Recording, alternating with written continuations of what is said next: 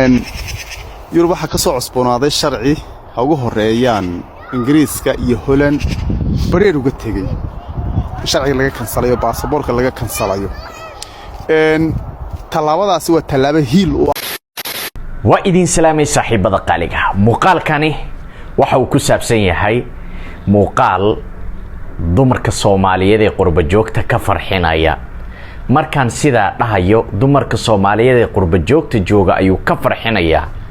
waa maxay waayo dumarkeena qiimaha leh ee Soomaaliyeed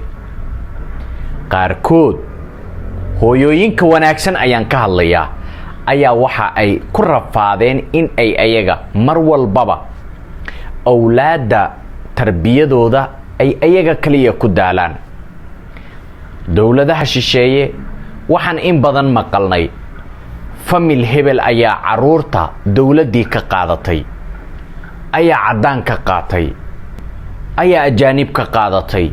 waxay noqotay wax aad noogu badata isla mar ahaantaasina murug ku abuurta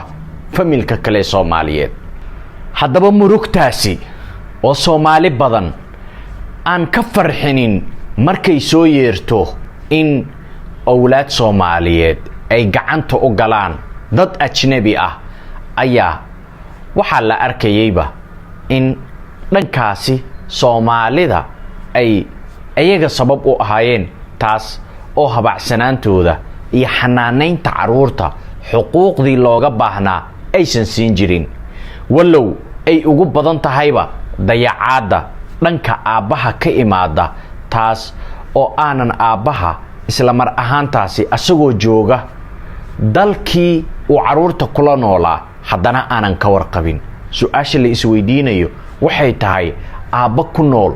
dalka caruurtiisa ay joogaan haddana caruurtii aanan ka warqabin war sidee wax u jiraan muuqaalkan ayaad ku daawanaysaa waayo caruurtu ayaa waxaa in badan lagu dayacaa hooyada Soomaaliyeed taasoo qasabta inay iyada kaligeed xanaaneynta ay xoogga isaga saarto halka odayga Soomaaliyeed ama aabaha Soomaaliyeedna uu dalad u qaato roobka da'aya Soomaaliya isagoo jooga qurbaha markaan roobka da'aya Soomaaliya iraahdo wax kala ma ahane waa siyaasadii nagu kala go'doomisay taasi oo mar walbaba uu u hanqal taagayo wax Muqdisho ka socda inuu UK ka maamula maanta se maxay dawladda UK soo saaraysaa oo ay isla markaasi ay dhabar jab u tahay aabooyinka Soomaaliyeed ee qurbaha ku nool haddaba muuqaalkani waa bishaaro hooyooyinka Soomaaliyeed ku socota waayo dawladda UK ayaa waxa ay sheegtay in ay baasaboorka kala laaban doonto waalidka aanan si fiican u xanaaneynin ama la arko inuu caruurtiisa dayacaya isagana dib loo musaafurin doono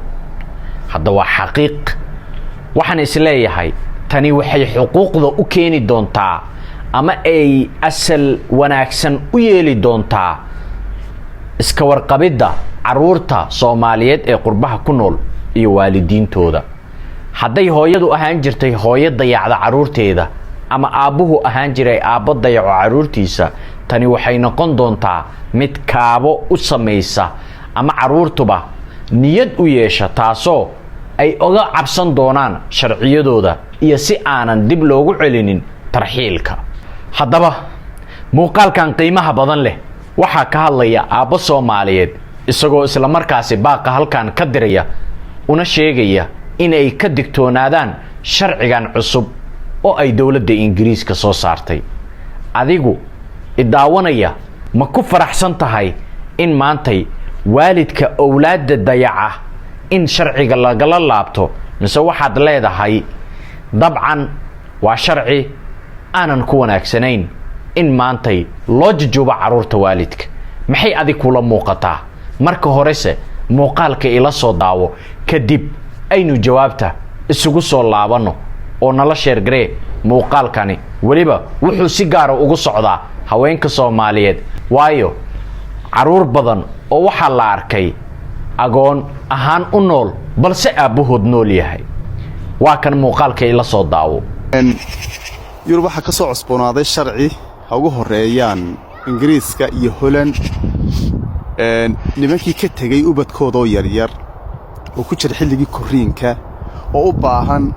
aabba koriya oo caawiya maskaxiyan iyo demaal ahaanba caruur badan inay isku buuqeen iskuullada in yani macallimiintii ay ku wareereen